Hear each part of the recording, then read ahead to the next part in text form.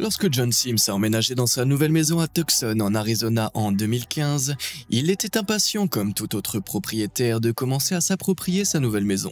Mais alors qu'il s'apprêtait à faire un peu de bricolage, un ancien propriétaire de la demeure l'a contacté et lui a fait savoir qu'il y avait des rumeurs sur quelque chose de secret qui se cachait sous la pelouse.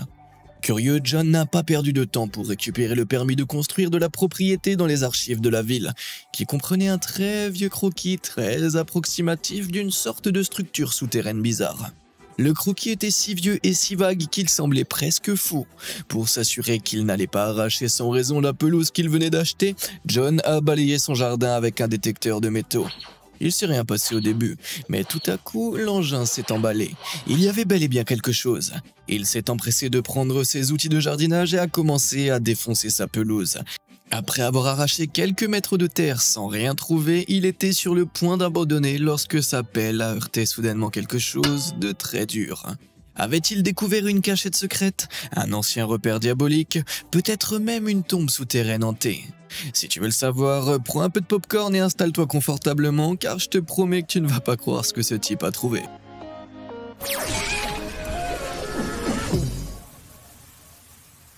Après avoir entendu le bruit du métal, John a cru un moment qu'il avait trouvé sa propre fosse septique.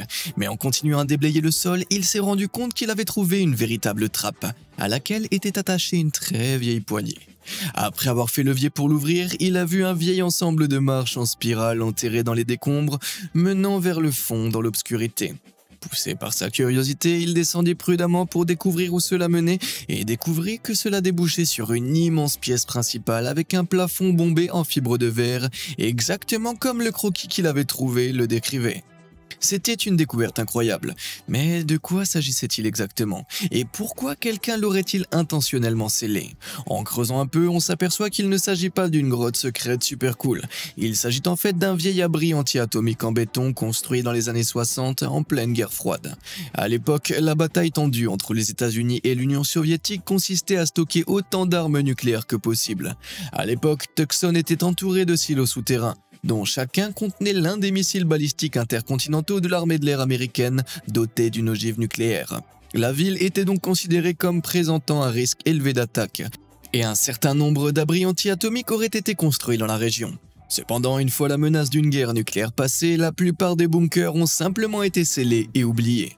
Mais debout dans son propre abri anti-atomique, bien que délabré, John ne pensait qu'à le restaurer pour lui redonner sa gloire d'antan, avec de vieux objets de l'époque. En mai 2021, John avait construit une petite cabane de protection au-dessus de l'entrée de son bunker. Une cachette dans la cachette si tu préfères. Toutefois, il n'a pas encore révélé s'il avait apporté des changements majeurs à l'intérieur du bunker. Peut-être laisse-t-il cette partie à notre propre imagination, ou peut-être qu'il ne veut pas que le monde entier voie comment il atteindra l'inévitable apocalypse zombie. Mais John n'est pas le seul à disposer d'un bunker de survie. En novembre 2017, Lisa Marie Camps du Gloucestershire en Angleterre a décidé d'enquêter sur une étrange vieille plaque d'égout en béton dans son jardin, nouvellement achetée. Elle a demandé conseil à un groupe d'histoire en ligne et des passionnés d'histoire locale, Jonathan et Gerald, ont été plus qu'heureux de donner leur temps pour aider à déterrer sa découverte. Après quelques heures de travail éreintant, ils ont soudain réalisé qu'ils étaient peut-être assis sur quelque chose d'incroyable, un bunker souterrain secret datant de la Seconde Guerre mondiale. Les anciens propriétaires, un couple âgé qui vivait dans la maison depuis sa construction dans les années 50, étaient malheureusement décédés, de sorte que Lisa pensait que sa découverte était sans issue. Cependant, les voisins l'ont informé que le bunker était à l'origine d'un abri à 2 étages dont l'un était au-dessus du sol. Selon le service archéologique du conseil du Gloucestershire, le bunker était trop encombrant pour être complètement comblé lors de la construction des maisons environnantes. Il a donc été laissé en l'état et a fini par être oublié. Mais pas tout à fait.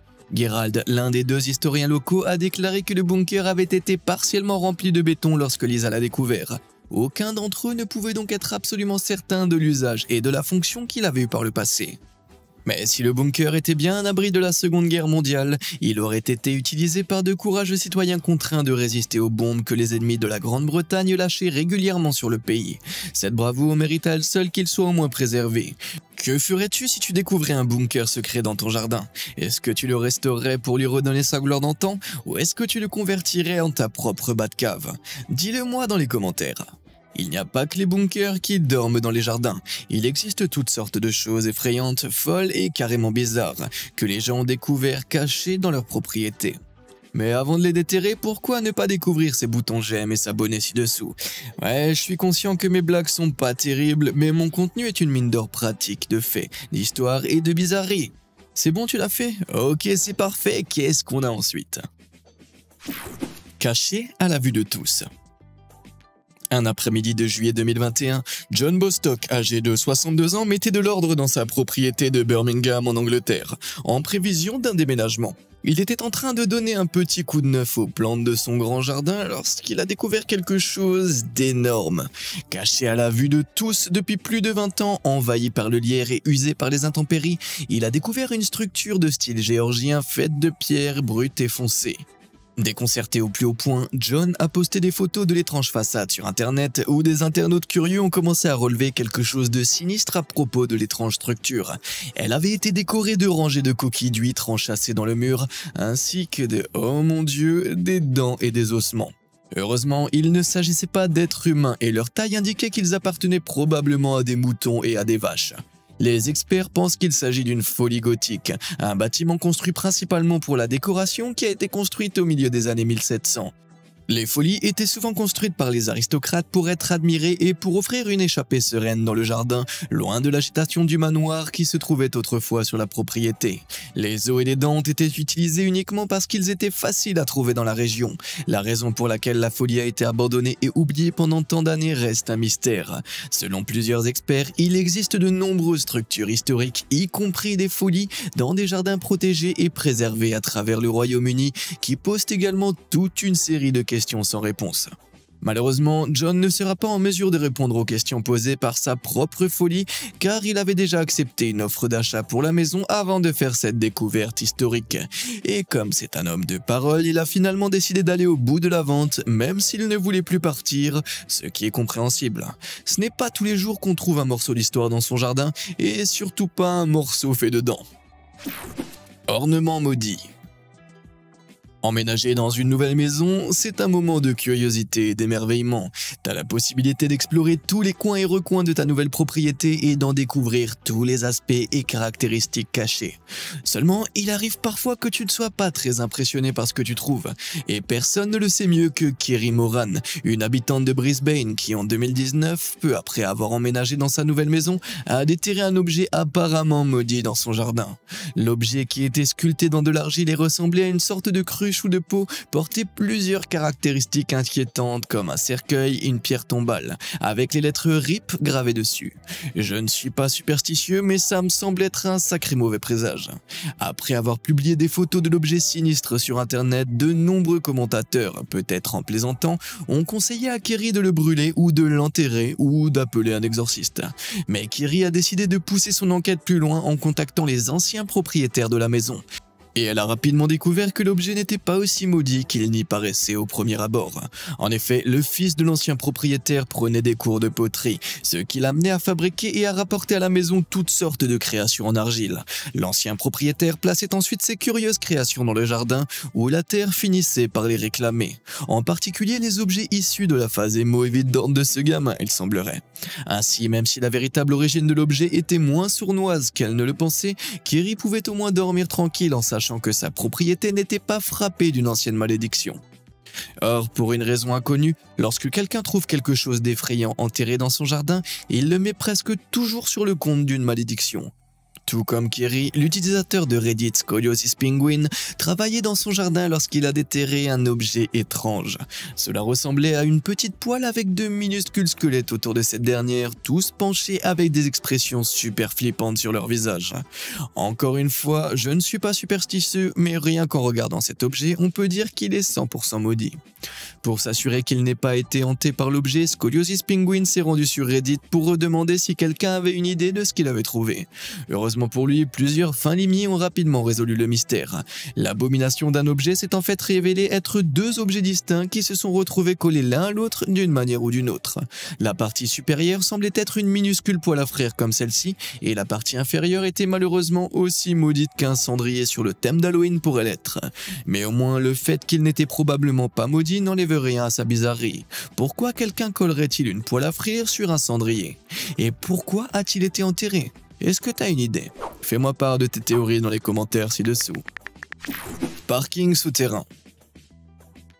En avril 2020, en plein confinement, John Brayshaw, habitant du West Yorkshire, a décidé de rénover un peu sa maison et a entrepris de construire une terrasse dans son jardin. Mais alors qu'il creusait, sa pelle a heurté la dernière chose qu'il s'attendait à se trouver dans son jardin. Mais laisse-moi te donner quelques indices. Il s'agit d'un objet en métal doté de 4 roues et généralement bien trop cher pour être jeté dans un trou. Si t'as trouvé qu'il s'agissait d'une voiture, eh bien, t'as totalement raison. John a trouvé une Ford populaire des années 50 assez vieille et déglinguée juste là dans son jardin. Et comme tu peux l'imaginer, sa curiosité a été immédiatement piquée. Heureusement, même si la voiture était rouillée et en grande partie cassée, elle avait encore son moteur et sa plaque d'immatriculation. Désireux d'obtenir des explications, John a contacté les médias et il n'a pas fallu attendre longtemps pour que les conseils commencent à affluer. L'une des premières idées était que la voiture pouvait être un ancien véhicule militaire, peut-être utilisé par les services secrets. Un espion infiltré aurait-il pu tenter d'effacer son identité en enterrant sa voiture? Ça aurait pu être très intéressant, mais la vérité n'a malheureusement rien à voir avec les services secrets. Il s'est avéré que la voiture avait été enterrée en 1964 par l'ancien propriétaire Harold Light, après que les mécaniciens l'aient mise au rebut et qu'il n'ait pas pu payer pour sa mise à la ferraille. Nigel, le fils d'Harold, a contacté John au sujet de la voiture peu après l'avoir reconnue aux informations.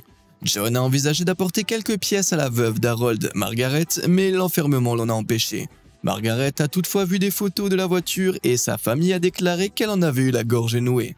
Mais on ne saura jamais si c'est parce que ça lui rappelait son mari ou parce qu'elle détestait vraiment la voiture, comme Nigel l'a dit avec insistance.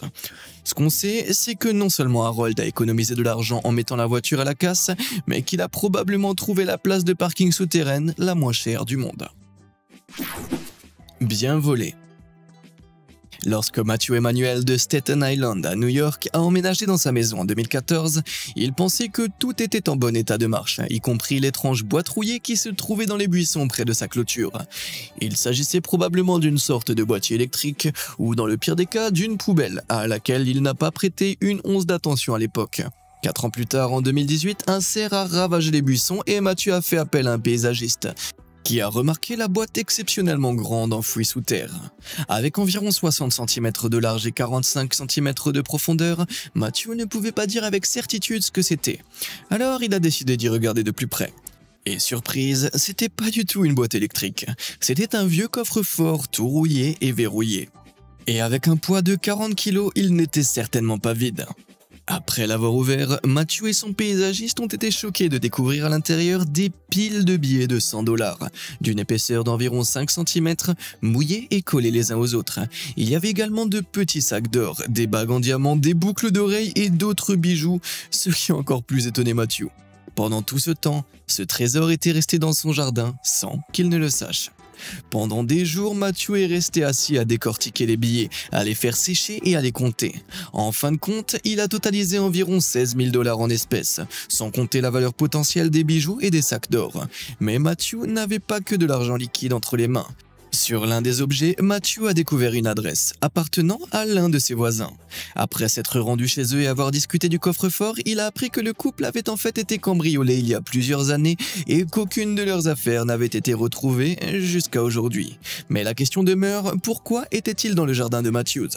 Peut-être le cambrioleur a-t-il surestimé ce qu'il pouvait transporter? Peut-être l'ont-ils caché là et on l'a oublié qu'il l'avait laissé? Quoi qu'il en soit, le cambrioleur était manifestement un criminel stupide. Et au final, Matthew leur a rendu chaque dollar et chaque bijou. Quel bon gars! Les bombes de Salomon. En mai 2021, un homme creusait un trou pour installer une nouvelle fosse septique sur sa propriété dans les îles Salomon. C'était une journée ordinaire jusqu'à ce qu'il tombe sur quelque chose qui lui a glacé le sang. Il n'avait réussi à creuser que quelques mètres dans la terre lorsque sa pelle a heurté quelque chose de métallique. Et c'est qu'en regardant de plus près qu'il s'est rendu compte que ses travaux de rénovation auraient pu facilement se terminer en un accident mortel.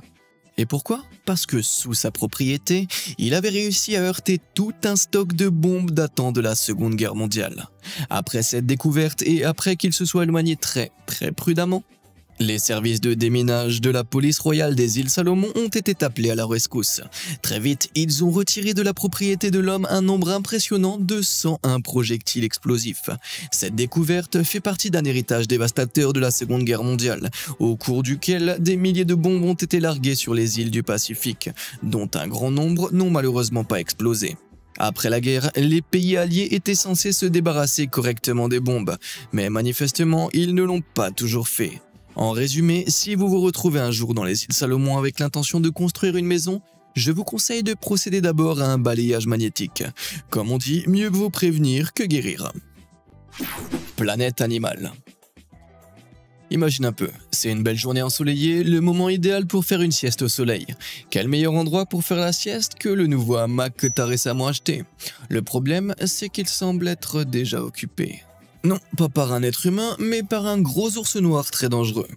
C'est exactement ce qui est arrivé à Vincent James, propriétaire d'une maison en Floride, en mai 2014 lorsqu'il a trouvé un véritable ours reposant ses yeux dans son hamac dans son jardin. L'ours est resté dans le hamac pendant environ 20 minutes avant de se lever et de repartir, comme s'il n'était venu là que pour faire une petite sieste. Je veux dire qu'on parle d'un ours, comment peut-il savoir comment utiliser un hamac? Selon les habitants, l'ours avait été vu plusieurs jours auparavant en train de chercher de la nourriture dans le quartier, fouillant les poubelles et renversant les mangeoires à oiseaux. Cela l'a visiblement fatigué si on en croit son besoin de faire une sieste. Mais Vince n'est pas la seule personne dont le jardin s'est transformé en un véritable reportage de Planète Animale. En juillet 2021, une retraitée du village britannique de Billingshey, situé à 20 miles de la mer, a été choquée de découvrir un matin à son réveil un phoque prenant un bain de soleil sur sa terrasse. Anne Page, 72 ans, a découvert l'animal dans son jardin alors qu'elle sortait jardiner et elle n'en a pas cru ses yeux. Comment un phoque a-t-il pu s'introduire dans son jardin? Les phoques ne sont pas très doués pour se déplacer sur la terre ferme, et il n'aurait pas pu prendre un taxi. On pense que le phoque a atteint la maison d'Anne en remontant la rivière Witham, qui mène à la côte de la mer du Nord, et se ramifie en un affluent vers Billingshey. Mais ce n'est pas tout. Le phoque a ensuite été identifié comme étant Dandy Dinmont, l'un des 7 bébés phoques sauvés en 2017. Tous les précieux bébés ont été nommés d'après des races de chiens, puis relâchés près d'une colonie de phoques gris dans la rivière Welland, à une quarantaine de kilomètres de là. Il semble que Dandy ne voulait pas quitter sa région, cependant clairement Billingshey a les meilleurs endroits pour se prélasser au soleil en Angleterre. Palais perdu. En mars 2021, Charles Paul, 81 ans, de la petite ville anglaise de Weevil-Iscombe, a engagé une petite équipe de construction pour lui construire un cottage dans son jardin avant de vendre la maison principale. Cependant, ses plans ont été bouleversés lorsque les constructeurs sont tombés sur des fondations de murs et sur les restes d'un plancher sous le sol. Ces vestiges sont soupçonnés de faire partie du palais de l'évêque, un bâtiment du XIIIe siècle que l'on croyait perdu depuis bien longtemps. Les archives historiques montrent qu'un palais a été situé dans la région, mais jusqu'à présent, les chercheurs n'avaient aucune idée de l'endroit où il se trouvait réellement. Le palais était l'une des nombreuses résidences utilisées par les évêques locaux, au moins jusqu'au XVIe siècle, lorsque les ouvroirs ont été construits sur le site et que la pierre du palais a été réutilisée pour la construction de logements locaux.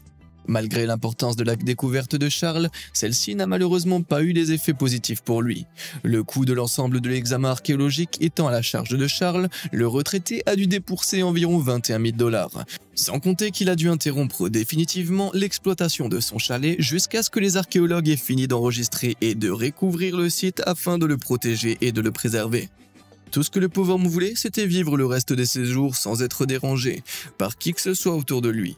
Aujourd'hui, il se retrouve non seulement avec des dizaines d'invités inattendus, mais aussi avec une facture épicée.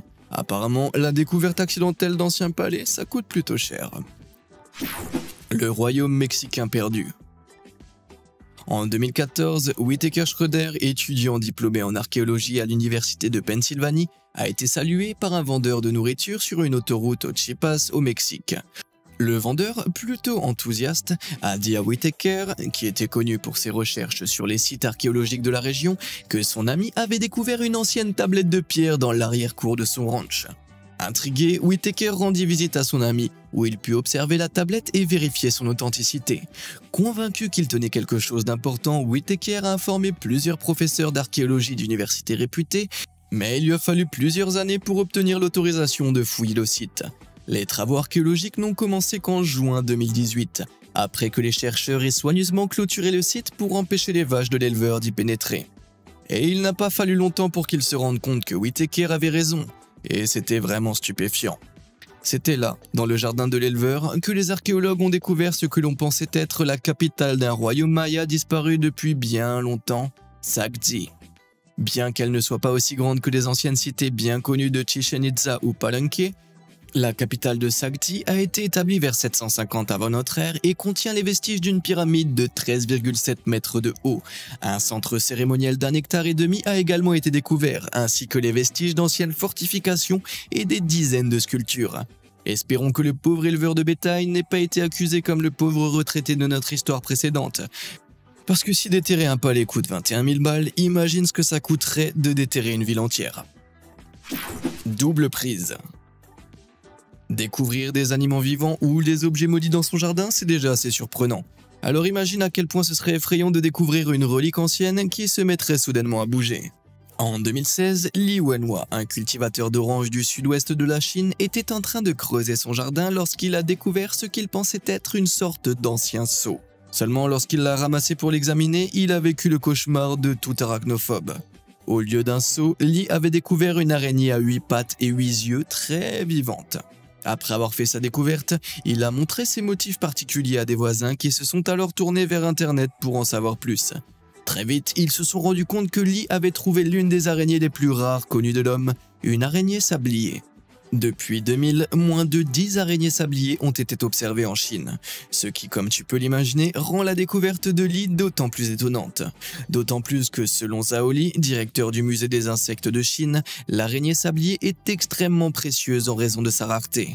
Après avoir appris cela, Li a décidé de garder l'araignée jusqu'à ce que le bon acheteur, avec le bon prix j'imagine, se présente.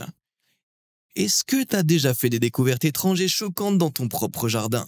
Dis-le moi dans les commentaires ci-dessous, on aura peut-être matière à faire une nouvelle vidéo sur le sujet. Comme d'habitude et jusqu'à la prochaine fois, merci de nous avoir suivis.